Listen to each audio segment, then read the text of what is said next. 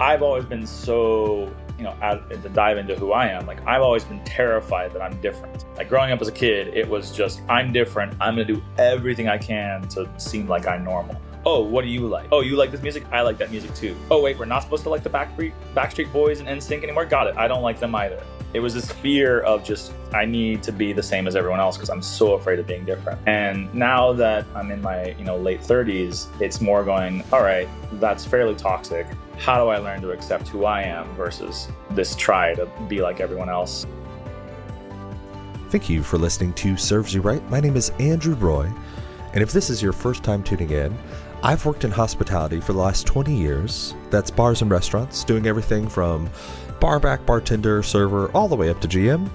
And now I go about and try to find the people that are doing the newest, coolest, most exciting things in the hospitality world and share them with the world. Today, we're talking to a gentleman by the name of Robbie Wilson. Robbie works in the Pacific Northwest, currently at the Gibson PDX, and I think it's not inaccurate to call him a flavor architect, flavor musician. We cover everything about his theory of flavor, how he pairs cocktails, how he deals with ingredients, how he builds unique experiences in his bars, what he thinks about honey, and so much more. So if you care about flavor, making drinks, and the bar, this is one I would not miss. And without any further ado, here's Robbie, and thank you for listening to Serves You Right. Well, thanks for having me on. I'm really excited. Right? I don't even know how to begin this. I've been thinking about this for the last couple days, so I'm just going to lob the ball at you. You sent me a message, and we've been talking about drink making. You're like, I'm going to bring my theory of perfume and cocktails and the music theory in, and I'm like, I'm reading your Substack. I have no idea. So tell us a little bit about how you make drinks and how you're different than other people. By being probably clinically insane is the main difference. Your Instagram does say Neuro-Spicy, so yeah. Yeah. So I opened up a bar in late 2018 called The Botanist. And the reason behind all this is I was working at a place called Urban Farmer, and we had beehives on the rooftop. And I was learning about the differences in honey, and I was just going, this is amazing. Like, you have all this flavor in a simple syrup that I could never hope to recreate. Can we use this in the bar program? And I got a very shocking, no, that's too expensive. We'll continue to use the fake honey. And I just kind of remember going, wait a second, we're going to spend this much money on the food program, but the cocktail program, we can't even use honey. And yes, I get it. It's $300 for like a 5-gallon, bucket of honey. That's a pricey bill. We would rather spend, a quarter of that. But for me, it was just going, no, I can't do this. So opened a bar, and one of the first things we did was no simple syrup, no just white sugar.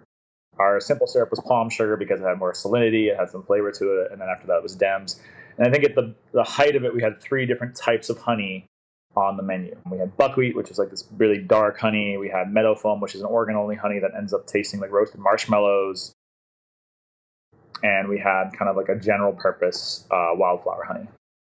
So fast forward, the bar fails, and at the end of 2021, and I'm burnt out, and I join the crew at this winery that's opening up, being the first. It's 20 minutes from the airport. It's a winery / restaurant / all these things. And I got into the Noma Guide to Fermentation. And I was like, this is super cool. And then I got it on my bookshelf right over there. Yeah, I saw it, and I'm like, oh, I can put that in. And I'm going, this is super cool. So I started playing with kombuchas and lacto ferments and basically whatever I could legally do behind the bar. And from there, I read a book called The Flavor Matrix. And it basically, if I understand the book correctly, was this let's ask Watson, IBM's AI, to kick out recipes for food. And all these chefs look at the recipes and go, stupid AI, this sucks. But this one chef down in LA goes, fuck it, I'll give it a try. And he tries it, and all these recipes work. And the reason why they worked was what Watson was doing is it was measuring phenolic content in different ingredients and pairing ingredients based on similar phenolic structure. So like strawberries and chicken have very high percentages of the same phenolic compound. It logically goes, well, I'll put those two together. And I just thought this was fascinating. And here I'm at a winery, and most of how we perceive wine is via smell. And I start realizing, well, wait a second. Most of our interpretation of flavor is through our nose, yet we're talking about taste on the tongue, which is mostly structural. And so from then it just became a deep dive into, okay, well, how do you unlock these different smells? How do you pair smells? And I'm, fast forward a couple of years, I'm working at this bar called the Gibson, and I'm given way too much creative freedom. I basically carte blanche, do whatever the hell I want, which I'm going, whew, last mistake you'll ever make. I mean, thank you, let's go. And the owner is an old musician, and he played the Gibson guitar forever, so it's a double entendre name of the Gibson cocktail and also a Gibson guitar. And I go, hey, what's the first song you ever learned how to play on guitar? And he goes, Heartbreaker by Led Zeppelin. And I'm like, cool, I have a theory. And so I start analyzing the chord structure of Heartbreaker. And I'm going, well, why do three notes put together create this harmony that is a chord? And why is that, why is an A chord versus something else? And could that be used in phenolic flavor theory? Could three molecules be put together? And so from there, I pulled on this idea of harmonizing, synergizing, and then eventually contrasting phenolic notes. So here's why I have to. I'm like, you're going to have to tell me more. I'm sorry. Yeah, no. So I mean, a harmonizing phenolic is basically the same family from different sources. So for example, clove and nutmeg. The main chemical in those two is the same. But then there's a bunch of subchemicals that all create a difference in those two. But when you put them together, the main chemicals overlap and they create a harmony, and you get more than the sum of the parts. But then there's synergy. Okay. So synergy is I'm still exploring it when it comes to cocktails. The main one that everyone will kind of go, aha, is there's an amino acid that exists within pork. And then there's another amino acid that exists within shellfish. And when you combine those two, you get an umami bomb. So it's why we tend to cook a lot of dishes with pork and shellfish, adjacents. And you can't do that combination with other amino acid uniquely. So in the Heartbreaker cocktail, I found that there's a chemical in pear skin that amplifies blackberry. And then later, there's a cocktail on the menu called the Saudade. I'm probably mispronouncing it. It's Brazilian for nostalgia. Not Brazilian, no. Portuguese. And I was researching passion fruit. I wanted to make a cocktail that was all about passion fruit. And so I found there's a chemical that's basically an adjacent to capsaicin found in curry leaf and leeks. And if you infuse it in a 40 to 50% alcohol for 24 hours, you'll pull that chemical. And it has to be that, if you use more alcohol than that, you're pulling other chemicals first, right? And if you use less than that, you're going to pull something else, because I'm jumping everywhere. That's fine. There's chemicals that are water soluble, and there's chemicals that are alcohol soluble, and there's chemicals that are fat soluble. And then there's other chemicals that you can't get from any of that. You have to get it through fermentation. You have to break a cell wall. And the only way to really do that, you can't do that with heat. You can't do that with, whatever. You have to hit that with fermentation. Hence why, Noma's Guide is full circle is such an interesting look. But anyway, there's this chemical that can be found in that. I'm forgetting the name, but it basically is similar to capsaicin. But what it does is it opens up the pores in your mouth to taste tropical fruits better. That's really cool. So we cool. extracted that via leek and curry leaf, and we just do a couple drops in this passion fruit rum, condensed milk with toasted coconut and macadamia nut, and lime and sherry. But when you add those little drops, the passion fruit becomes all of a sudden more tropical and more passiony. Okay. So that would be a synergistic element. And then a contrast, it comes from a lot of Asian cooking cuisines. You get these elements that are directly opposed to each other on a flavor wheel. So ginger and sesame is a contrasting flavor. And so it gives your flavor something to kind of push against. By those two existing, you push against each other. And so the human palate then has to kind of go, oh, whoa, I'm being torn between these two things and I have to fight. And so they both become more prominent. All right. Sorry to interrupt. We will get back to Robbie and Andrew in just one moment. I wanted to take a second and say, if you have not had a chance to rate the show on whatever platform you're on, please take a second, rate the show, I prefer 5 stars, but I'll take whatever you get. The more interaction and the more ratings we get, the more the platforms will show us to new people. So I really appreciate it. And without any further ado, here's Robbie and Andrew again. Thank you. So I'm going to stand in as the simpleton, because I feel like the simpleton here. I'm going to have to go back through those. So please ask. Yeah. Okay. So harmony was the first one, correct? Harmony, synergy, and then what was that last one? Contrasting. Harmony, synergy, contrast. Okay. Yeah. So harmony to me, and tell me like if I'm wrong, I'm happy to be wrong, but it sounds like if you don't know about the chemicals, an entry point would be like, what are flavors that are commonly grouped together? Because I feel like it kind of happens that way. Or like you said, clove and nutmeg. And instantly I was thinking like fall spices. There's a reason you see those in conjunction.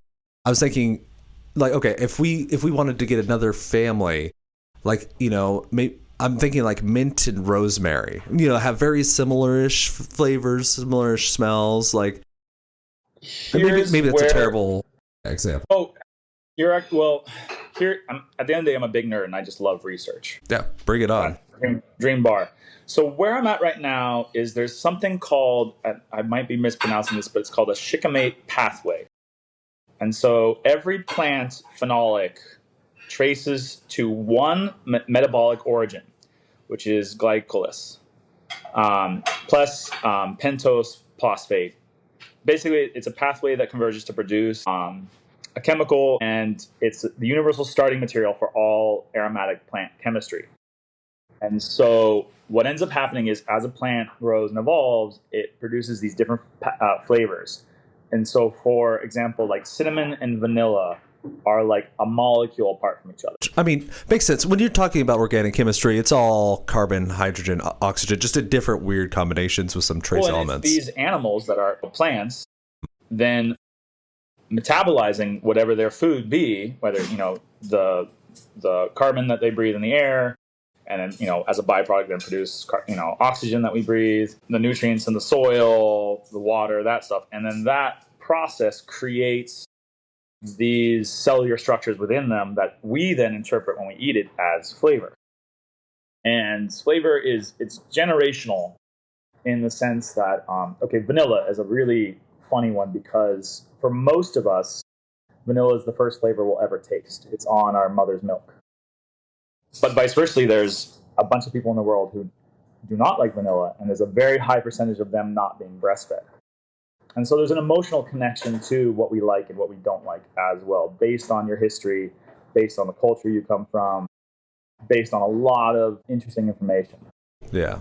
And so that's kind of where the music theory got into is, can I create flavor in a cocktail that starts to really pull and be angled to someone's experience and what they like and dislike. And so in the same way that some of us are going to like rock music and some of us are going to like hip hop and some of us are going to like these different things, can you talk to someone briefly about their history and their life, and from that start to go, ooh, you're probably going to like these flavors and you probably might not like these flavors. Yeah. So to go back to the music theory, it's more going, can we structure, is there a different way to structure cocktails? Are there different ways to angle this thing? Because I've always looked at cocktails from this classic lens of going, okay, there's a spirit, and then you can take it in one of two directions. You can take it to a bitter sweet balance, or you can take it to a sour sweet balance. And I had a friend that worked for me at Botanist, and he looked at it from perfume theory in that you have a top note, a mid note, and a base note. And your base note was going to be vanilla, oak, tannins. Your mid note was going to be fruits, and your top note was going to be floral. And so he built his cocktails from that lens, which again is so different than what I grew up in bartending. And so from when I started to look at that, then it got me curious, are there other lenses that you can look at flavor and come up with a different answer? Still obviously pulling from basic cocktail theory of there has to be a balance point. Yeah. But can you approach it from these different lenses of how do you organize flavor? And right now it's just finding, okay, there's music theory. Another one that I'm looking into is the hero's journey, in the sense of, can you cocktails evolve over time? Can it start at one point and then can other flavors come in later as the cocktail either dilutes or warms up? And can you play with time in a bar? Okay, so that, like, how would you... In that example, the drink you have at the beginning would evolve as you drink it, as the temperature changes? Yeah. Well, a lot of times we focus in a bar of, we need the cocktail to be drank at this temperature. It needs to be as cold as possible. It needs to be diluted to this point. And my question is, well, what if you break that? What if the point of the cocktail is to evolve over time? Because ideally, you want someone to come into your bar and have a wonderful conversation with either the bartender or the staff or who they brought, and to not really pay attention to the cocktail. And so could you have a sip from that later on? And the point of that was we created another music theory cocktail called the Glory Days, which was meant to be a couple's cocktail. And so it was 2 cocktails, because for whatever reason, we're a small cocktail bar, we get a lot of first dates. And one of the interactions I see with guests a lot is that desire to share. You have a cocktail, it's, try my cocktail. And so in my mind, I go, can I mess with that process? What if you took a taste of the other person's cocktail and that permanently altered your flavor perception of your own cocktail? And so we took Glory Days, Bruce Springsteen, and we analyzed it, and then we tried to break it into 2 parts to where one cocktail was going to be one part, the other cocktail was going to be another part. But then we took one part from A and we stuck it into B, and we took one part from B and stuck it into A. And so when you drank A, you're like, oh, cool, this is a really great cocktail. And then you drink B, and you're like, ooh, that's a really great cocktail too. But there's that element, there's a shrub in both of them that actually was meant to go in the first one, A. And so then you go back to your original one, and the acid structure in your mouth now is different. Tastes better. You perceive and taste the first cocktail completely differently. It's more... And then, as you continue your date, you're going back and forth and tasting both of them, and you kind of come to this one final conclusion that both cocktails are one. And so that was the goal of that, was how could we play with this idea of 2 people drinking the same cocktail. That's cool. Now, just so I'm clear, I think I am understanding all these different modalities, like music theory, the building it as the hero's journey. These are different ways. You wouldn't use all these in one cocktail. This is like almost like different cuisines where you're making dishes. All dishes are good. They're just like, you're not going to confuse Indian cuisine for like French cuisine or something like that. Or am I thinking incorrectly here? I guess it's one of those things of, have you ever heard of chaos cooking? Could you repeat that? I did kind of cut out. Have you ever heard of chaos cooking? Chaos cooking, no. What is that? Chaos cooking is like, first we had, cultural dishes, so Indian, Chinese, Japanese, whatever. And then we had fusion, right? And so fusion, if you want to be correct on it, is culture A takes over culture B. Culture B starts to internalize that and create new dishes. Vietnamese being kind of the classic example of the French took over, the Vietnamese incorporated baguettes. So that's, cultural, historical happenings. And then you have chaos, which is about the chef's own journey. They may start in their own cultural heritage, but then they cook at restaurant A, B, C, D, E, F, G, and they learn and they grow. And so, for example, if I'm cooking at home for my daughter and I'm making mac and cheese, I used to live in Tokyo, Japan. I've worked at a lot of Asian restaurants. So miso comes into that mac and cheese recipe. Soy sauce comes in there, sometimes fish sauce. Sometimes I'll make an orange chicken and put those 2 together. Because chemically speaking, those all work together. Soy sauce and fish sauce is salt. Cheese and miso is umami, and they share a lot of the same amino acid structure.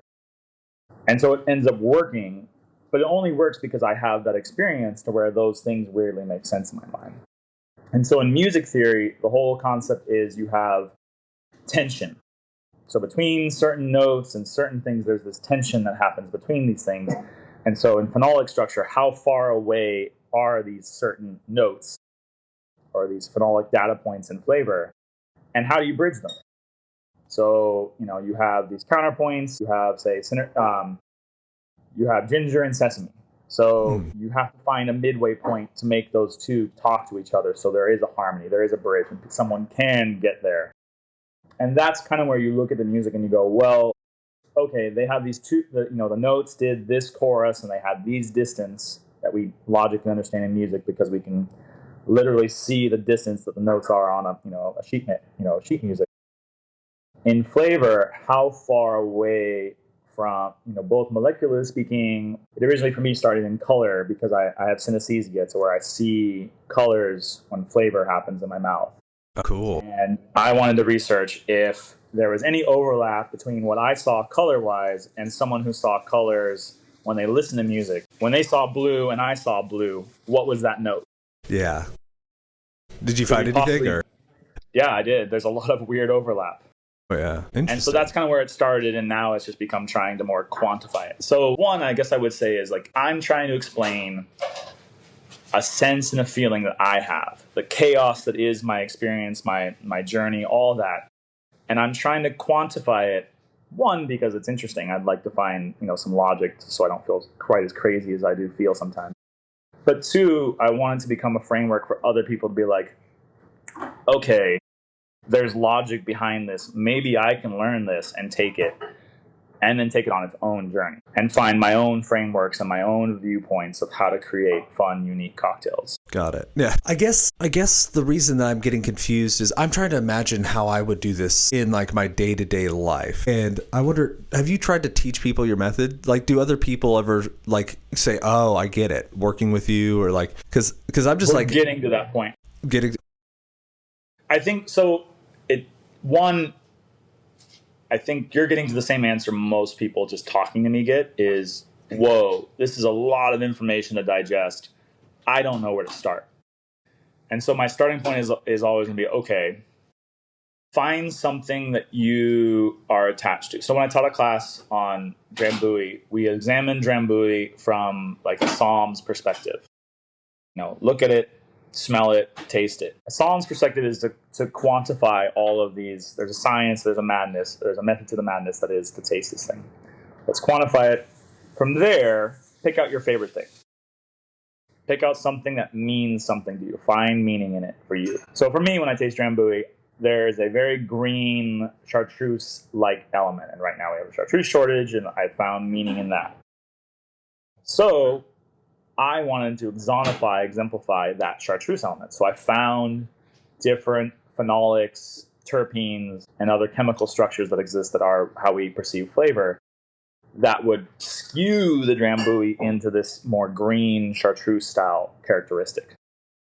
And then I did that. I enhanced it for that specific reason. And so that's kind of the method I would say is find something that you yourself go, man, this is my story. Could be music, could be art, could be story, could be movies, whatever. And start to pick it apart and see if you can't find certain elements to it that mean something to you. Whether it be timing, distance between something is, in a movie, is the villain like the polar opposite of the hero? Is the mirror that's being held up to society? Like, what is it for you? And then see if you can't start getting more in touch with your creative side and saying, ooh, because in my experience, art is this mastery up to a point where you follow someone else to a certain point and then you get frustrated. And when you give in and you let go at that frustration point and you just pursue your own, you now have the technical skills, the craftsmanship to go forward.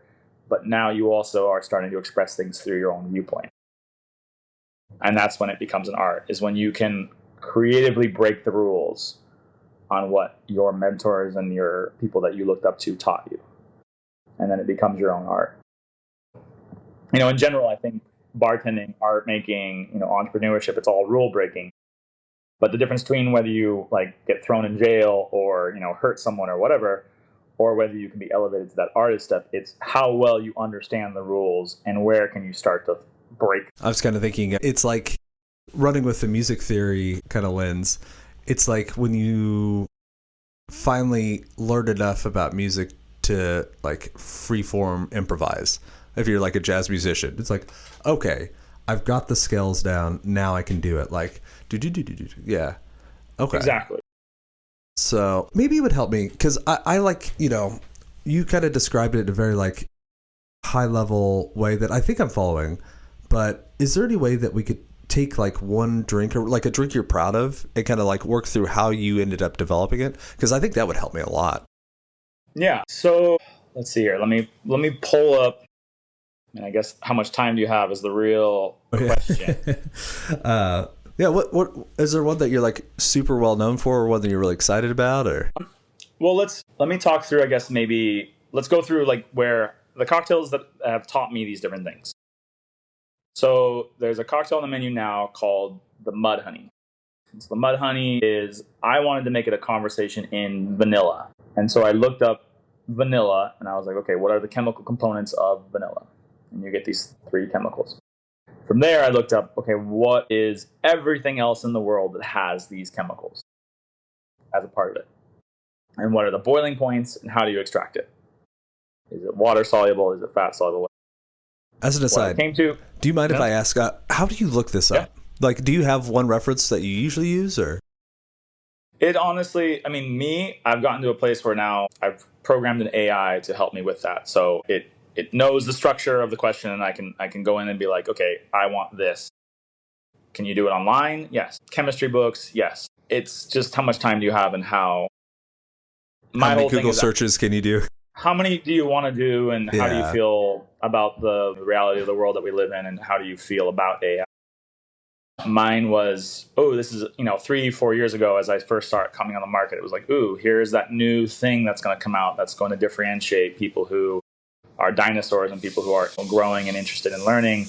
I better be on this wave or else I'm going to be left behind. And it was kind of this fear-based response. But it ended up being a very interesting mirror into my own psyche and my own ability to communicate. I would say the easiest way to do it is just Google search and look up like, okay, what is the chemical makeup of vanilla? And then you find, whatever the chemical is. And I mean, with very little chemical knowledge, you can just be like, all right, these 3 long names. Got it. Copy and paste the first one in and go, Google search.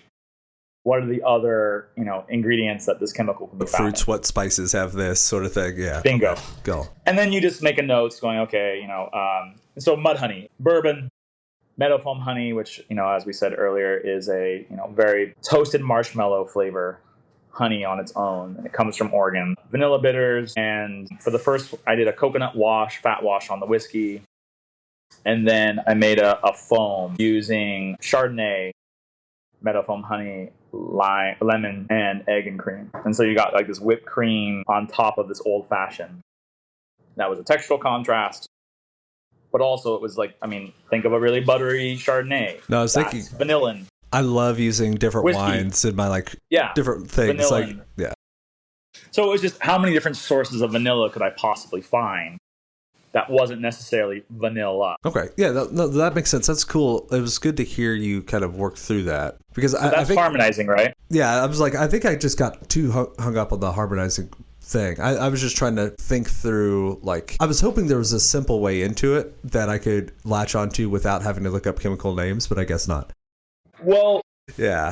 Here's the thing is and what I'm appreciating about this conversation is you have to remember, this is all, the way that I view the world. And so I'm trying to explain it to someone who has no context whatsoever for what I'm trying to explain. And so when you ask questions, 1, you're doing me a service to actually dive into it a little bit deeper and try and explain that. But 2, if you're not getting it, then the average person's definitely not getting it. Because you have knowledge in cocktails, you have knowledge in flavor, you have all, this background. Someone listening to this is not going to get it unless you ask these questions. So sure. Thank you. Yeah, no, it's like I do a good job at just being stupidly confused most of the time, which has served me well. It helps me learn things because I just don't know what's going on half the time. I think the first thing for everyone to realize that would help us all a lot is we all know nothing. Yeah, right. The other thing I like to say is you can't learn something you're convinced you know already. So, okay, so that was the mud honey. That was mud honey with harmony of vanilla and chemicals. Yeah. Yep. So, and then the synergy, we talked about the heartbreaker. It was analyzing this music structure as best I could based on pulling from the perfume theory that my buddy Denise had taught me, pulling from the phenolic knowledge that I had from before. And it was basically trying to look into, I was watching an anime that was talking about this synergy idea of pork and shellfish, and it got me going, whoa, I wonder if that exists in things that I could use in cocktails. And so I started looking into like, can I find something that does something in this? And I found this molecule that exists within pear skim that when you pair it with blackberry, it really pops. And it just so happened that the blackberry color that I saw in my head mixed with or was similar to the color that people who listened to Heartbreaker saw. And so I was like, cool. So bourbon, blackberry, lemon, and nocino with lavender bitters is that cocktail. That sounds really good. It's a simple whiskey sour, right? For the blackberry, what we did is we took blackberries, we muddled them up, and we took pears, chopped them up, and then we covered them both in sugar. And so the sugar pulls out the water, right? Water soluble. But there's a bunch of elements that are within both of those that have ridiculously low boiling points. And on, the Gibson, we're a tiny bar. We don't have, crazy nice ovens or, fun extraction methods. This is America. We don't have rotovapes. So, how do I low tech this as much as possible? So we're going to just pull out the water soluble elements. We'll strain that out. And then we'll take what's left and we'll boil it into a jam. And then we'll strain that out. And then we blend the two. So now we're pulling phenolics that would have boiled out when you boiled it, and we're pulling the ones that would have never been pulled out unless you cooked it at a higher temperature. Yeah. Okay. This makes sense. It's, in my head, because I always need analogies. It's like you're brewing beer and you're putting in hops first for the bitterness, later for the aroma, later for the, okay. Because that way you get the whole curve, all the stuff that you need for the bitterness plus the aromatics sort of thing. Bingo. Okay. It's kind of like how they make, what is it, oleo saccharum or however you say that? Same thing. Yeah. I got pushed back because an oleo saccharum is oil, right? You're specifically extracting the oil. You're specifically going water soluble. Yeah. This one has nothing to do with oil, and someone's like, that's not technically correct. I'm like, yes, but it's the same methodology. It's the same thing, yes. Okay. So that was the Heartbreaker, and that was this knowledge and learning about synergy. And later that led into the Sadate for the curry leaf and the leek. And then finally it was researching, okay, what are classic contrasting elements? And so we created a cocktail called the Elmo Nose. And it was a toasted sesame oil washed gin, ginger syrup, pomegranate, grenadine, and Oloroso sherry with basically a coffee rinse on the coupe, like a spray like you would do for a Sazerac. So we use Borghetti as that coffee. So what the coffee does is it's a contrasting element to the pomegranate. But a lot of coffee that you taste, when you taste like really good quality beans, you get pomegranate in it. So that was kind of the fun one that we're like, ooh, this is fun. And then ginger and sesame is like the most classic contrasting note that can be found in like Asian cuisine. And through this research also, I learned that I guess Western cultures, we tend to like stacking the same molecule, just historically speaking. How English, Scottish, Irish foods are done, it tends to be, it grows together, it goes together. And things that grow together tend to create similar molecules. Whereas in a lot of Asian countries, they tend to want the contrast because they tend to use much lighter ingredients. And so you need something to kind of like push against in order to taste the more delicate, nuanced ingredients. That makes sense. Japanese cuisine. Yeah. And then weirdly enough, if you look into like Indian cuisine, so far to my research, there's no overlapping whatsoever in like a curry. Like all the elements that get thrown into a curry have no overlap whatsoever. And so it's really crazy. Okay. So anyway. Yeah, I'm thinking through. I have not thought so furiously through aromas and flavors in a long time. I don't want to leave that drink because that drink, I want to kind of highlight. I usually can, when someone describes a drink, kind of imagine what it will taste like. But there were just enough different things that I like every adjective, every word you added, I was like, wait a second, Oloroso. So go to a penicillin cocktail. Okay. Yeah. Ginger and honey. But ginger and pomegranate goes together really well, right? Kind of a similar, you got fruity, you got spicy. Pomegranate loves a little bit of spice, especially if that's that more like nasal spice that, ginger, wasabi, and horseradish tend to live in. And then gin. I mean, juniper forward, just a classic good old gin. That works, right? And you have lemon. That in itself makes sense, yeah. Would be a perfectly normal cocktail that if you saw on the menu, you'd be like, yeah, I got that. It probably is on some menus. Let's be honest. Yeah. Yeah.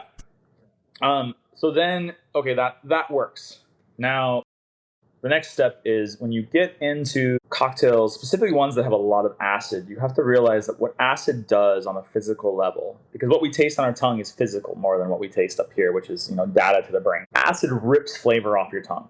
So the reason why you drink, a margarita or a daiquiri and you constantly need to take another sip to re-up that flavor is all that acid is literally ripping all those molecules off your tongue so that you're clean. This is why we drink tart wine with food, is so you eat something nice and fatty.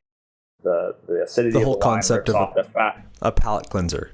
Yeah. Exactly that. Yeah. So I discovered a while back that when you put any kind of wine in a cocktail, you tend to pull that experience out a little bit like an accordion. So dry vermouth, sherry, Led Blanc, any kind of port, Madeira, you name it. You tend to elongate out that experience. So there becomes your main personality, whatever the spirit was, or the first flavor you're going to taste in that cocktail. And then you get this little story that goes on for a while, and then it falls off.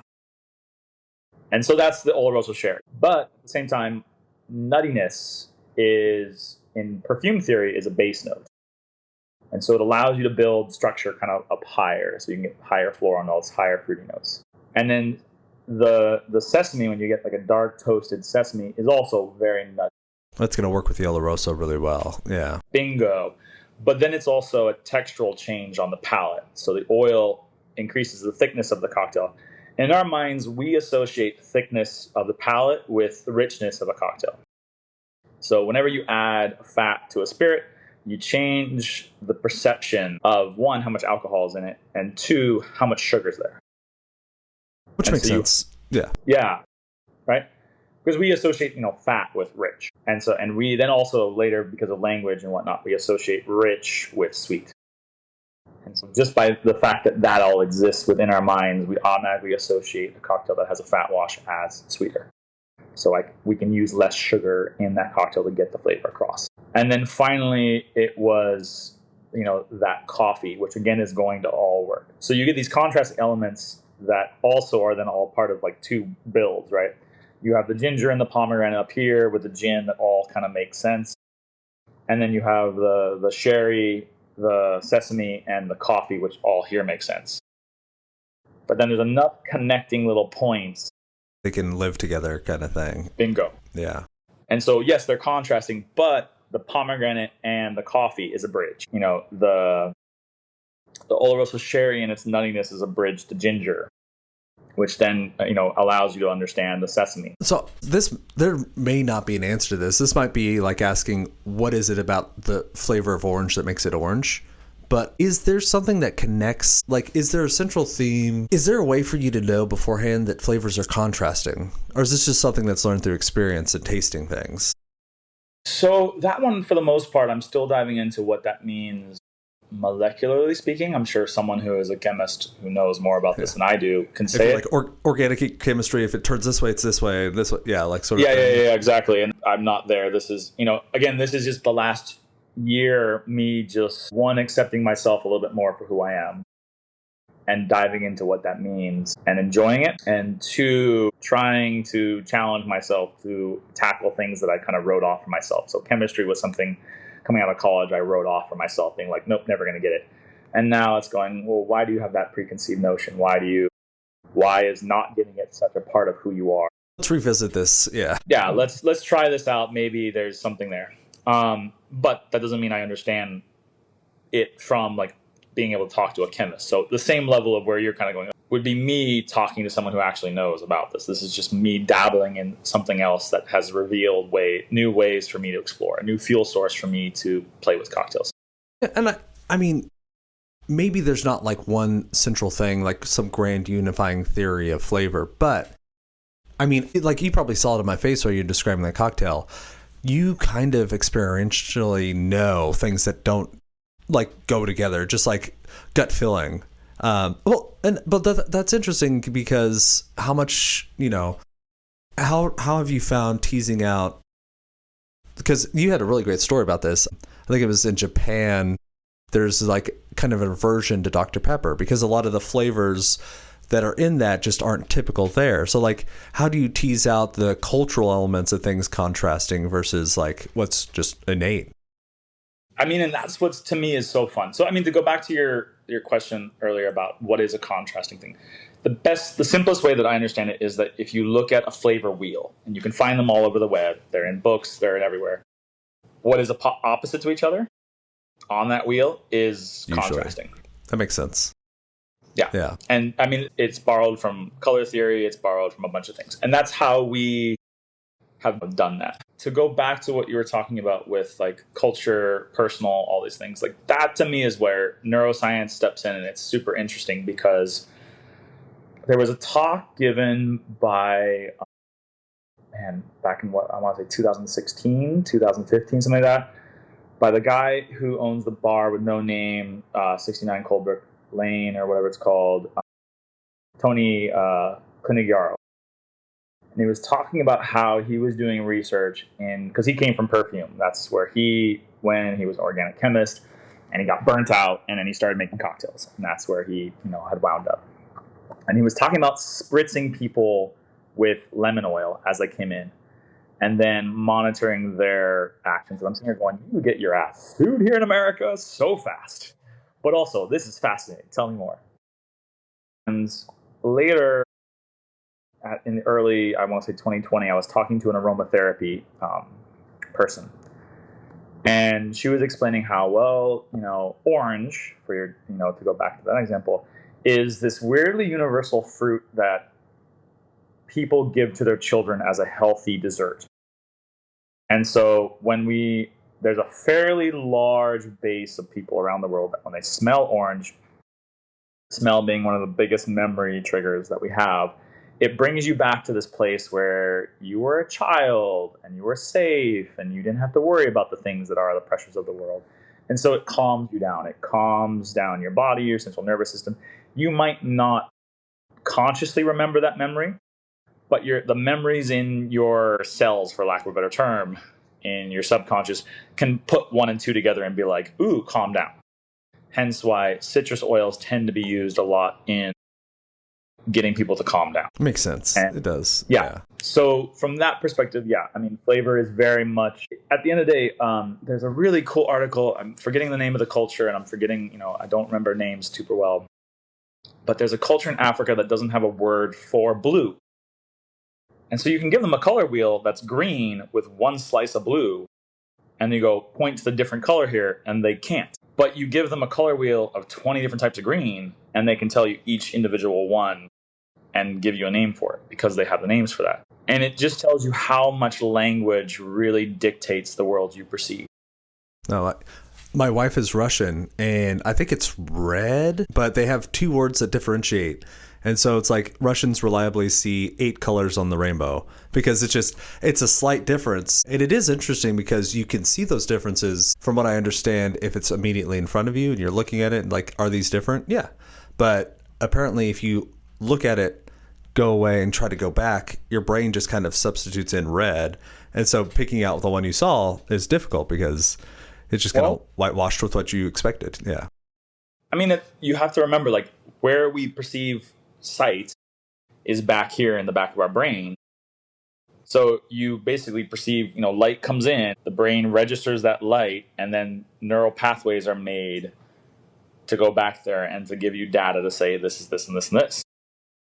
That's heavily language relative, which is, again, you can feel whatever you feel, but language is going to more or less code that into your brain to be this way or that way. And so for me, it's a constant questioning of, so what am I experiencing as a person versus what am I actually saying as a person? And the second I say it, I'm automatically going to dumb down my experience. Because there's no way in hell I'm ever going to fully express, no matter my mastery of the language, what I'm feeling. And, I think we're pushing up against a fundamental issue with flavor. It's something that I always think about, and I think orange is a great example. So imagine you're trying to describe to someone who never tasted an orange what an orange tastes like. You kind of have to default to the physical sensations you have on the tongue, and you're like, well, it's a little sweet. It's also sour. It's like, except for the actual flavors and aromas and chemicals that make it up, that description is true of like all fruit. There is nothing unique about the way, and that is kind of interesting, because I do find, because I'm more like, after bartending for a few years, I went more the somm route, and I feel like one of the big hurdles is learning to describe what you're tasting. And I'm wondering, you with synesthesia, do you feel like that helped or hurt you kind of learn the whole process of tasting? Because you have like a kind of extra thing to grab onto, because usually it's just this amorphous, like, not sure what I'm tasting situation where, yeah. So, I mean, I guess from that perspective, when I did my first Psalm certification, it kind of was like, oh, okay, so this is the language I'm going to use to describe these things. And I've always been so, to dive into who I am, like, I've always been terrified that I'm different. Like, growing up as a kid, it was just, I'm different. I'm going to do everything I can to seem like I'm normal. Oh, what do you like? Oh, you like this music? I like that music too. Oh, wait, we're not supposed to like the Backstreet Boys and NSYNC anymore? Got it. I don't like them either. It was this fear of just, I need to be the same as everyone else because I'm so afraid of being different. And now that I'm in my late 30s, it's more going, all right, that's fairly toxic. How do I learn to accept who I am versus this try to be like everyone else, pushing that out into the world? And so with that, it gave me the language to express it. And now it's going, well, I have all these other senses that I haven't even begun to try because I don't have language for it. How do I feel my way into those things, and how do I try and work through that? And I just constantly have to come back to, well, there has to be a scientific method. There has to be experiments I can try. There has to be a hypothesis I can build. There has to be these things. And so let me see how far I can push this in different avenues, whether it be the hero's journey, whether it be music theory, whether it be perfume theory. How many different elements can I borrow from for my own creativity, my own fun? And is my methodology going to work for you necessarily? Probably not. But can you borrow something from it to be like, ooh, that actually makes me think of this. I'll try that and see where that leads you. So I forget what it's called, but I have a friend who he cannot. When you think of your wife, do you see a picture of her in your head? The people who can't like picture. Yeah. Yeah. So he has that. And so we've talked extensively on, like, what does that mean? He's like, so what does that mean? What is that like? And he's like, yeah, my dreams end up being radio broadcasts. Which is weird. Of like talking, and like, he's like, I can kind of tell spatial things via that, but he perceives the world in a completely different way than you and I do. And so by talking to him, it's kind of going, well, yeah, there's a lot of, our world is built very much visually, but in him kind of learning to accept that, he has his own kind of superpower in seeing the world differently, and he has different ideas and he has different perspectives, and he sees patterns in entrepreneurship and in business very differently than I do. And so going back and forth with him, I've learned a lot, and I'm sure, hopefully he has too. So to me, it's more, how do you talk to someone and be like, ooh, how do you view the world differently, and what are your own quirks? And can you learn from that and actually like dive into them? How can you make what you thought was your disability into your superpower by learning more about it and by embracing it? Yeah. So that does make sense. And like, I guess the question really, if I think about it, it's like, it's one of those things like, you could have said yes, you could have said no, but like, what choice do you have? You only exist in the existence you have. And so like, you can't split test life where you don't have synesthesia. So who knows if it helped or hurt, And, when I was 24, I flatlined for 60 seconds. And I remember looking down at my body from that experience and just kind of going, whoa, okay. And then kind of coming back and being like, all right, well, how much of my life was just spent being afraid of the end and death, and then to experience it in that short window and being like, oh, okay. Honestly, it was the best feeling in the world. It was freeing. It was, nothing really mattered anymore. But in that same instance, you kind of realized how boring it was. If you can have love in a second and feel it, if you can have joy, you can have anger, you can have all these emotions in a second and feel it, then there's no gain from it. There's no, earning it. There's no anything, really. It's just you have it all at once and not at all. And you live in these extremes in that second. And so coming back, it was like, well, I want to explore what it means to like learn and grow and explore, because that is the fun itself. Getting it, as soon as you get something, it's like, all right, moving on. But So for me, I love frameworks. A friend of mine or a mentor always said, like, what's the frame that you look at the world? And if you change that frame, you see different parts of the picture. You focus in on different things. And so I'm always examining the framework that I use to view the world. Because the more I learn, the more I realize that everyone has such a different, unique frame that changes the way they're perceiving the same information. And so the methodology that I found from the Noma Guide to Fermentation or the Flavor Matrix was, cool, there is a baseline. There is chemistry. There is physics. There are these things that doesn't seem to really matter whether it's your experience or mine. These things seem to exist across the board. You may be liberal, you may be conservative, you may be angry, you may be happy, but this is vanillin. It's just like, it's a chemical. Yeah. Like, this is, we're pretty sure about this one. If you get hit by a bowling ball, it hurts. Yes. It turns out these things exist, and you can deny it all you want, but good luck with that. And so once I got to that, then it's like, okay, here is my sanity baseline. As long as these constants exist, I can explore and I don't feel crazy. And so from there, it's just going, okay, well, if chemistry is, 1 billion data points, how do I uniquely want to pull from them? And how many different ways can I? And the thing you start to realize is anything's possible. Like, I think we harp on bartending so hard in a way, well, this is the way it's done, and you have to learn your classics, and it's all about the classics. And I don't know, I was going on a walk one day, and I looked at an old-fashioned, and I was like, the old-fashioned is just really like liquor. It's just alcohol. In the sense of, like, how do you make alcohol? You take a sugar and you ferment it. And the fermentation creates, these esters and whatnot.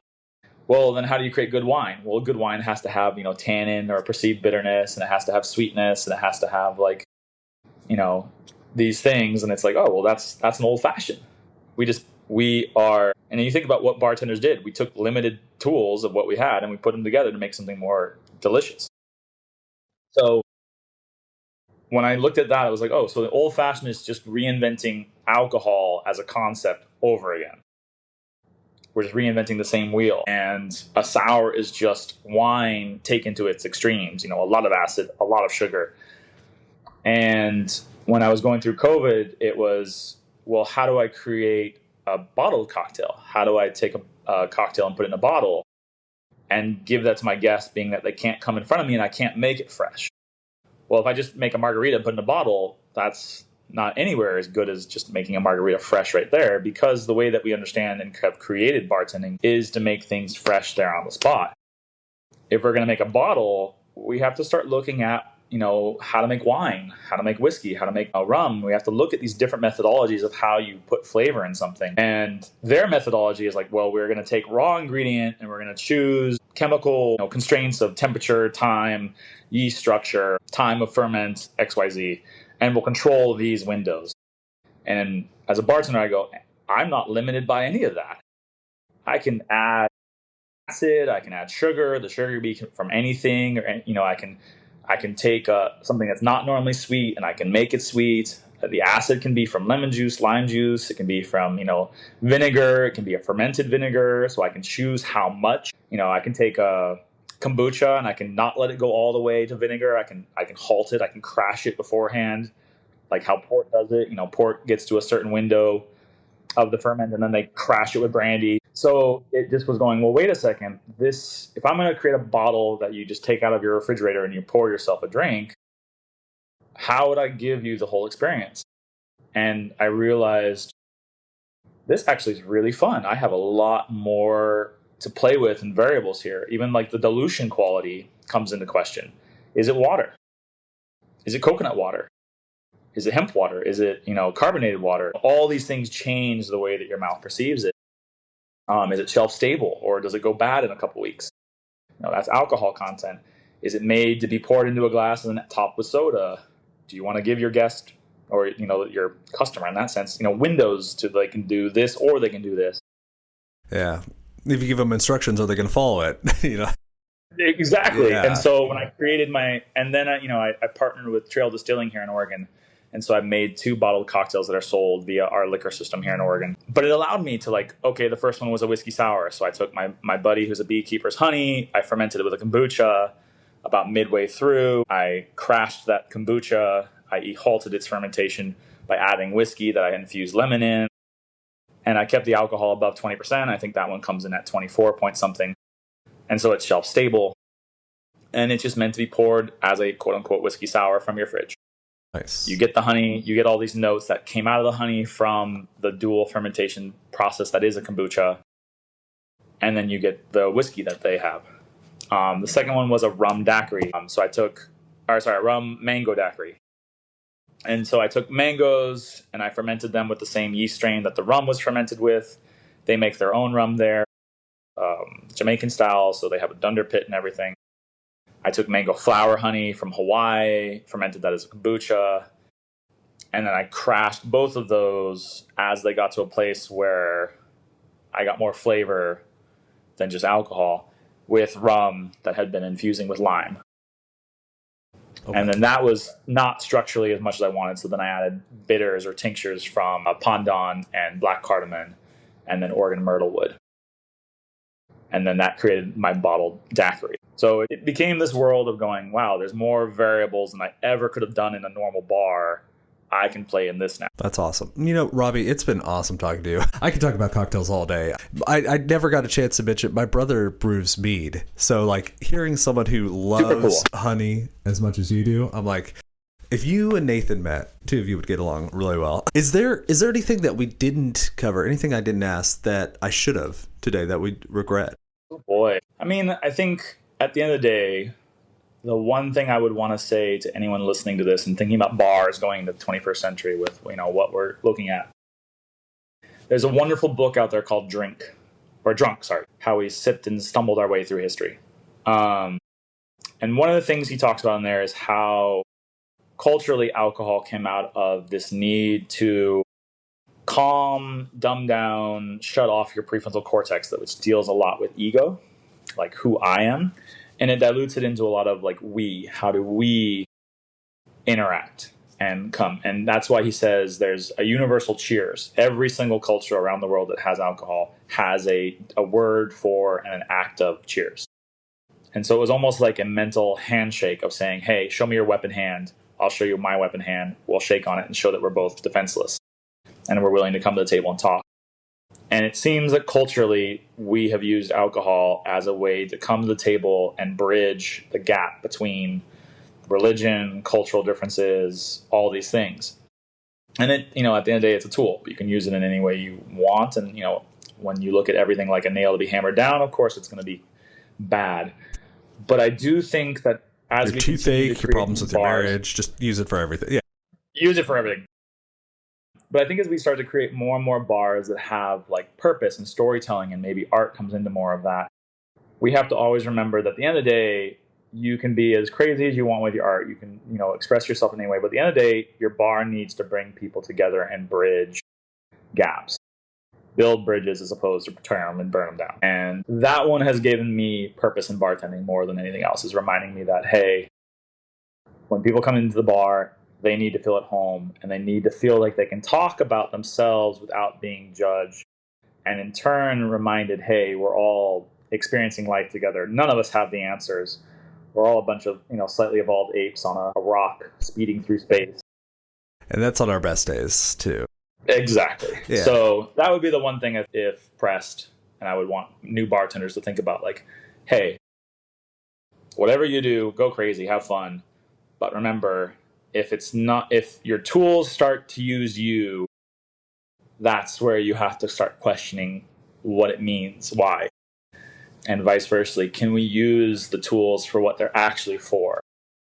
Because they're not a blanket for everything, but it does seem that alcohol as a tool is really great at getting people to come together and see over their differences and actually create, oh, you do that? I do that too. Oh my God. Agreed. And I mean, without guests, there's no drinks to be made. You have to take care of people, because without them, the bar doesn't happen. I do have good news. I think you're spot on with the book Drunk. Edward Slingerland actually beat you by about 30 episodes. So he was on in the past. So. Oh, really? Yeah, super cool guy. And knows way more about the science of intoxication than I was able to pick up even at all my time at college. So, yeah. No, it was a great read. Like, wholeheartedly recommend. If someone is listening at home and wants to find out more about you, figure out what you're doing, follow your Substack, all that, where do they go to find you online? My Instagram, conscious.bartender, and then the Substack, which is Polymath's Journal, as I explore more and more of just how crazy my brain can go. And then the Gibson, which is in Multnomah Village here in Portland. Awesome. So yeah, go ask for these cocktails at the Gibson. Go follow them on the socials. If you're listening at home and you weren't able to write that down, you're in a car or something, I will have all those in the show notes. Robbie, it was awesome. Thanks for coming on. Thank you very much. Yeah, thank you for having me. It was wonderful. Thank you for listening. That is today's episode. Now, if you have not taken a moment to check out our website, please do. It's servesyouRightPod.com. We have past episodes and all sorts of other things there. If you want to get in touch with me, that's the place to do it. I do appreciate that you've given me your most valuable asset, your time and attention. So thank you for listening, and stay tuned. We have some really cool guests coming up. I would hate it if you missed it. Cheers.